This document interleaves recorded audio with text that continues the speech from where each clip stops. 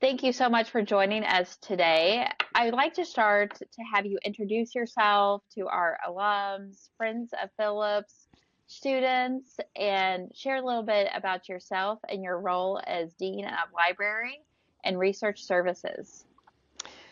All right. Well, my name is Sandy Shapoval, and as Tara just said, I'm the Dean of the Library and Research Services here at Phillips Theological Seminary. I have been here with Phillips since fall of 2004 and in a leadership capacity since summer of 2005, so I've seen a lot here. I have a master's in library sciences, and I also have a second master's in theological studies that I got here from Phillips. And I'm glad to see everyone here today. Thank you so much. Could you share why the library is such an important part of theological education, not just for students and alums, but ministers and lifelong learners? One of the phrases I like to use with people when I'm talking about our library is that we are your intellectual refrigerator. And so at any time you can come into the kitchen and open the fridge and get whatever you need for good theological resourcing. It doesn't matter if you're a student, though our collection is primarily aimed towards student needs and Mhm. faculty needs. The collection is broad and deep and is one of the oldest collections and largest collections in this part of the country, so that we're able to provide vetted information for our students, our faculty, lay leaders in town, our alums, not just in town, in the whole region. And we have some even what we call special borrowers from the far reaches of our country. We mail for free to people who need our resources.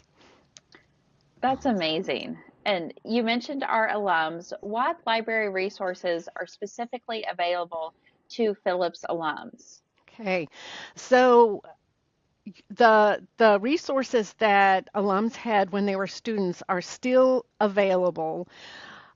Some of our specialized electronic resources are only available if you are on campus. And the only Mhm. reason why we have that restriction in place is because of licensing agreements with the companies that provide those resources. In order to get around that, we have a couple of specialized databases that these companies have created specifically for alums. One of those databases is Atlas Serials for alums. Mm. And if you contact us, we can tell you specifically how to get into that database. Okay. As JSTOR is another major database that we purchase specifically for the alums. And the difference between JSTOR and the Atlas serials for alum that we have for alums is that JSTOR still retains the entire breadth of all of its resources for alums. The Atlas one is somewhat curtailed. So Mm. if you have a unusual or deeper research request from us, we might have to do some of the work on this end to be able to help you find all the resources. And so what I'm hearing is all of these resources can be accessed online. I mean, Yes, the interlibrary loan, if you're not here in the Tulsa area, yes, and the databases, those are all accessed online, correct? yes. That is all available for online access. Yes. That's fantastic. That is wonderful. Of those resources, or maybe some you haven't mentioned, are the resources that alums have access to that maybe they don't realize that they can have access to? Yes, probably, and the same goes for students as well. Um, If you go to our library website, we have a specific website now. Some of the alums may not know this, but we now have our own library website. You access it through the Phillips website. But when you go there and you look across the purple ribbon and there's a phrase that says online resources, you click the drop down there and you see something called A to Z. And when you click on that, that will give you our comprehensive list of databases. Those databases range from Greek classics to Sufi poetry. I mean, it's really broad and extensive. Uh-huh. Some of them are very specialized, but it's really fun to go through these lists and see the kinds of materials that we have collected for students, alums, the general public. That's fantastic. And you mentioned we've talked about alums, we've talked about students, and you just said the general public. What resources are available to the public? Let's say we have lay leaders, ministers, or just lifelong learners in the area that aren't students or alums of Phillips. What is available to them?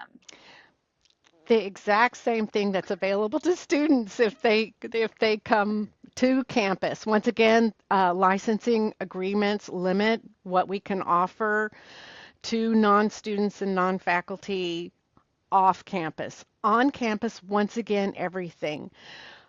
We really take pride in the services that we provide to the public, and we're always trying to make our resources available to everyone because, I mean, one of the things I love about I believe it's our tagline about responsible biblical Hmm. research, being able to make those kinds of resources, responsible theological resources, available to everyone is critical in our library work here at Phillips. And to me personally, with a theology degree, I do understand how, the consequences of irresponsible biblical interpretation are really horrifying. I don't want to sound too dramatic, but I feel that way. And the Hmm. more reasonable and responsible materials that we can make available to everyone, the better off our society at large will be. Absolutely.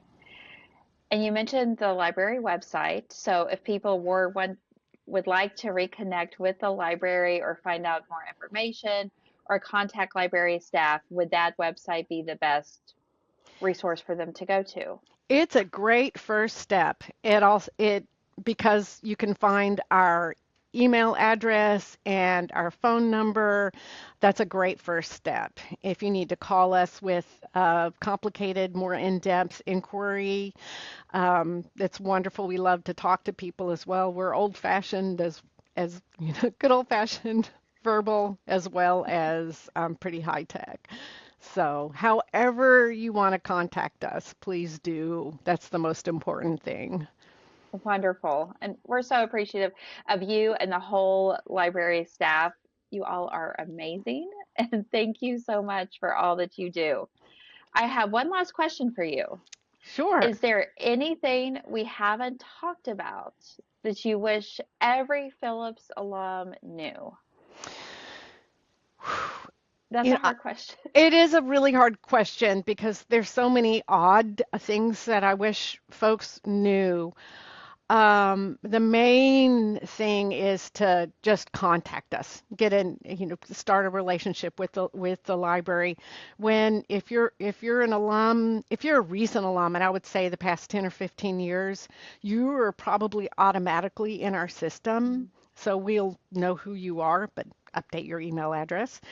If not, just call us. We are free of charge. There are no club dues. Once upon a time, that was the case. They haven't been that we haven't charged anyone for our services now in well over 20 years. Mhm. So just contact us. We've got, rare book room. We've got, Yeah. tremendous resources on campus and storage. Um, we'd just love to see you. And I noticed the other day one of our alums was in, and he was in one of the rooms in the library, and he was reading and maybe working on a sermon. I'm not quite sure. So just come see us. Stop by the seminary if you're local.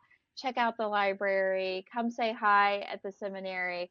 But also, if you're not local, please, please remember that the library is here and they want to support you. We all do. So Sandy, is there anything else you would like to share? You know, we have meeting rooms. We've got just places to cool your jets and hang out. Um, if you just need to get away from a household that may be a little too exciting and you need a quiet place where no one's going to disturb you, all of those reasons are valid for coming to see us. And could you share the library's hours? Yes, we're open generally when the building is open. So 8 to 5 during non so we're open Monday, Wednesday, Thursday, Friday, 8 to 5, and on Tuesday we're open until 6 o'clock. Oh, Um, slightly extended hours. So come see us. great. Sandy, thank you so much. Thank you, Tara.